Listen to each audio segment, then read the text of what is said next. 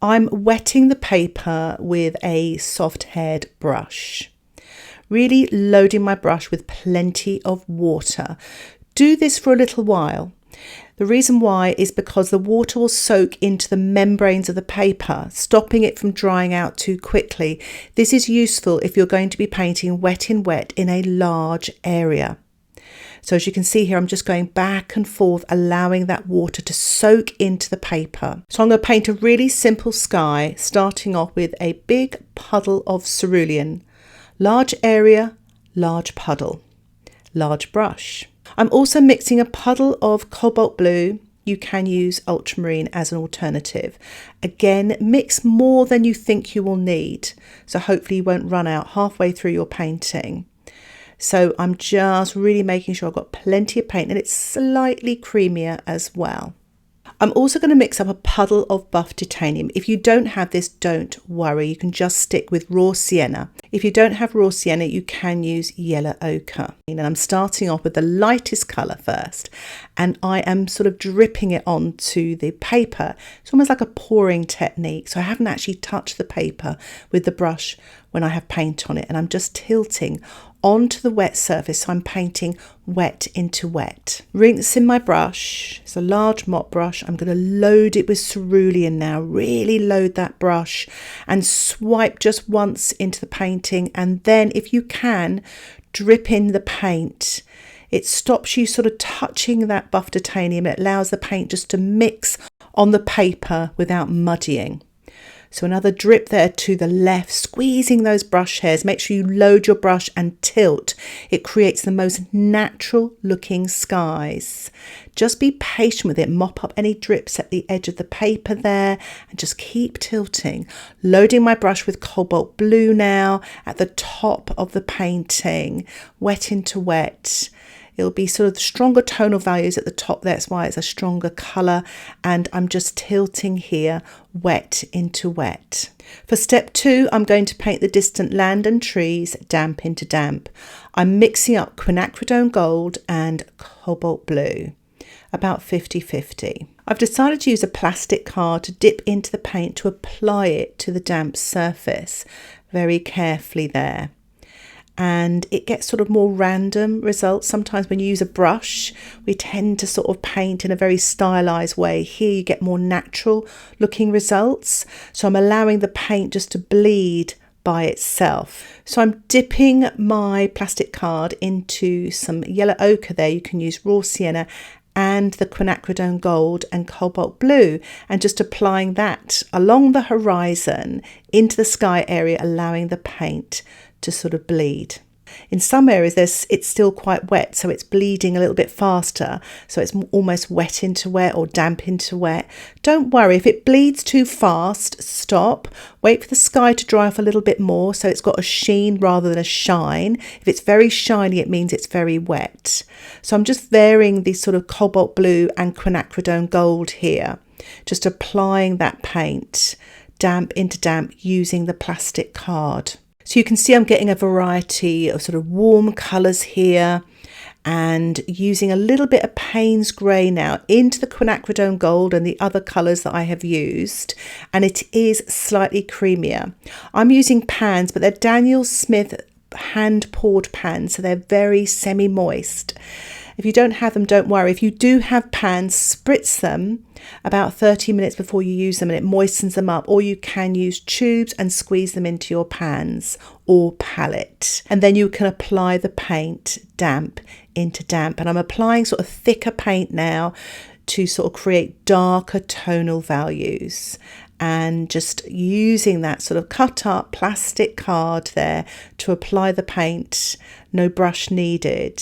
As I said, it just creates more natural looking marks, and I'm just tilting here as well just to get the paint flowing to create different sort of effects, stop it from bleeding into the sky, but it also blends and mixes the colour on the paper as well. For step 3, I'm going to paint the sandy beach in the foreground, wet into wet.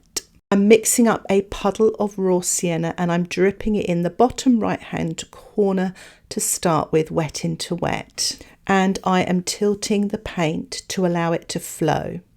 Loading my brush again, this time raw sienna and buff titanium. Really loading my brush, then squeezing the brush hairs to allow the paint to flow onto the paper. To blend and flow, keep tilting to allow this to happen. Load the brush again. I'm tilting on the bottom left-hand corner and then again tilting to allow the paint to flow naturally into the painting to create the most amazing atmospheric effects. Mixing up some burnt umber into the raw sienna and buff titanium to make a sort of a darker sandy colour. Again, loading the brush, squeezing the brush hairs onto the wet surface, tilting, allowing this sort of stronger tonal value to sort of flow into the top part of the beach here. Now this is all from my imagination, so I'm just going with the flow, seeing where the painting takes me, allowing the paint to be maneuvered by the tilting method.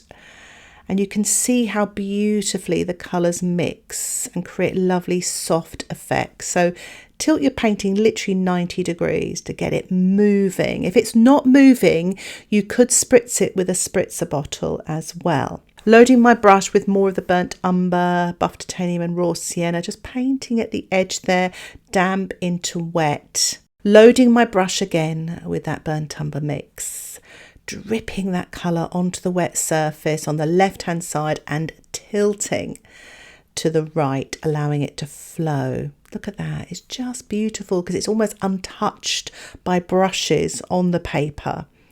Just letting gravity do the work here, collecting the puddle. I'm going to rinse my brush now, taking the excess water off, and then load that cobalt blue and just drizzle it sort of at the edge of the sandy area and tilt. Just allowing that to flow into the wash below so it kind of mixes on the paper and you've got the edge of the water there as well. The shallows, the wet beach, tilting to the right hand side. And then loading my brush again, fully loading it and squeezing those brush hairs, allowing all of that lovely burnt umber and buff titanium and raw sienna run to the right hand side, blending with that cobalt blue there, creating lovely soft edges, tilting sort of the painting downwards and upwards to let the paint sort of blend with the colours above and below. And then mopping up the puddle on the right hand side with the paper towel. Mixing up some more cobalt blue here, and I'm dripping that in on the right hand side, the top part of the sand, and drizzling it in to that beach. I am mixing up some Indanthrone blue with burnt umber. It is a very, very creamy mix, and I'm just painting using my size 2 brush, this dark paint, damp into damp, little sort of pebbles and sort of dark marks on the beach here to make it look sort of very natural. And just vary the sort of shapes and sizes. Keep them small, but have some very tiny, and it will look really sort of effective. Just painting them here and there. You may need to take the excess paint off on your paper towel so it doesn't run too much. If you find this tricky, you can do this wet on dry once the beach area has dried, but I quite like the sort of soft edges created here by working damp into damp. So I'm using the colours that I have in my palette. So this is the burnt umber with a tiny pinch of the Indanthrone blue, and I'm using my size 2 round brush. I'm working wet on dry. I'm painting in the legs now using a slightly darker colour, so it has a little bit more blue. You can use Paynes grey if you want to mix that with the burnt umber, and I've actually painted the head as well there with that dark, wet on dry. I always make the heads much smaller so I can make them a little bit bigger if I need to. So I'm just making the head a bit bigger and just adding some stronger tonal values to the clothes here and there. So painting the second person wet on dry using my size 2 brush. Again, you can vary the colours. So I've added a little bit more blue to that burnt umber there. So it's more of a grey colour rather than the sort of warmer colour to the person on the left.